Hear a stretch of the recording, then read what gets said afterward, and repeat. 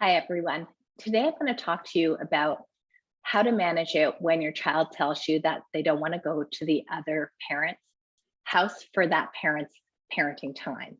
And I'm going to show you how to manage your mind during this sort of difficult and common custody situation using the model. But quick review of the model to start. Model is a way of becoming aware of what's going on in our life and the results we're creating by the way we're thinking about the different circumstances in our life. And a parenting schedule is an example of a circumstance. It's totally factual. The parenting schedule is something that everybody on the planet would agree is true. There's no opinions about it.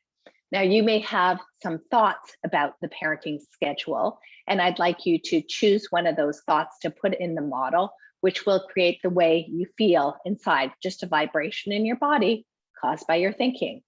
And your feelings matter, of course, because they are what drive your actions, how you behave, how you show up for your child during these situations, how you show up in your legal battle.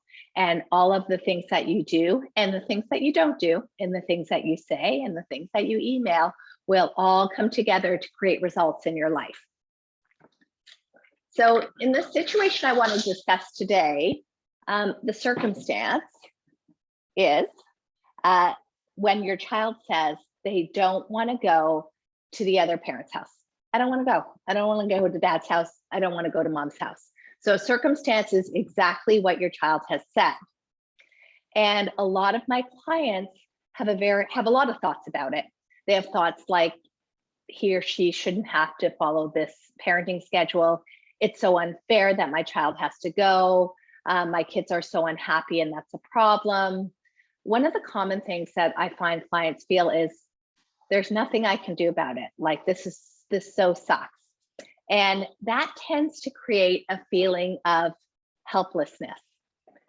And my question to you is, how do you show up when you're feeling pretty helpless because you're believing there's nothing I can do?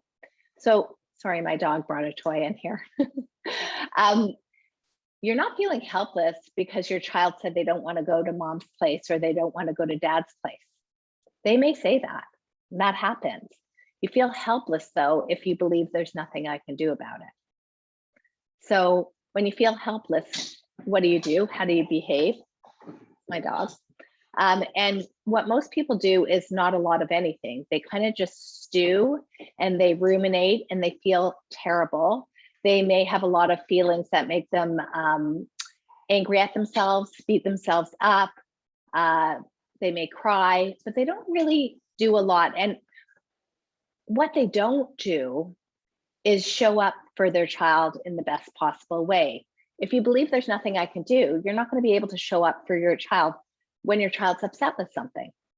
There's always something that you can do, and it doesn't necessarily mean fixing the problem. It's just in the way that you show up as a parent.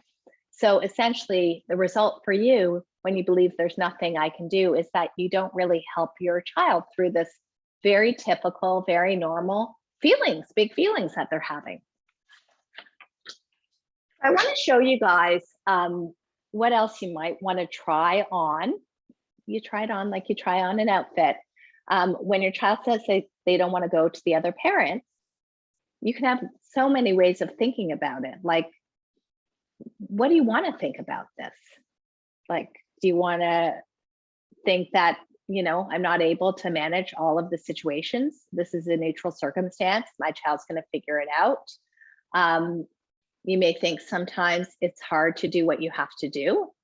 Any of those thoughts, like, I get it. This is hard to sometimes do what you have to do. It creates a feeling of compassion for your child. So I'm not trying to fix what my child is saying and how my child is feeling. And even if they're having big feelings, I'm holding space for them to have big feelings when I come at it from a place of compassion. Like, sometimes it's hard to do what you have to do. We all can relate to that. Sometimes we all have to do things we have to do. And it can be hard, and we do them anyways. So I would love you to consider coming at this with a feeling of compassion for your child. You get into the state of compassion by having thoughts like this, like, I get it, this is hard, or I can understand you're disappointed and I'm going to miss you too. Different thoughts like that. But when you are feeling compassionate for what your child is experiencing and feeling, which is different from feeling sorry for your child, but you're actually, you feel compassion, then you hold space for them to have their feelings. You don't try to fix their feelings. You just be present with their feelings. You explain maybe the rules of the parenting schedule. You listen to them. You may ask them questions like, why do you feel that way? I can understand. You can validate them. Just holding that space for them to have their feelings and having the faith that they can ride the wave of these big feelings. You don't try to fix it.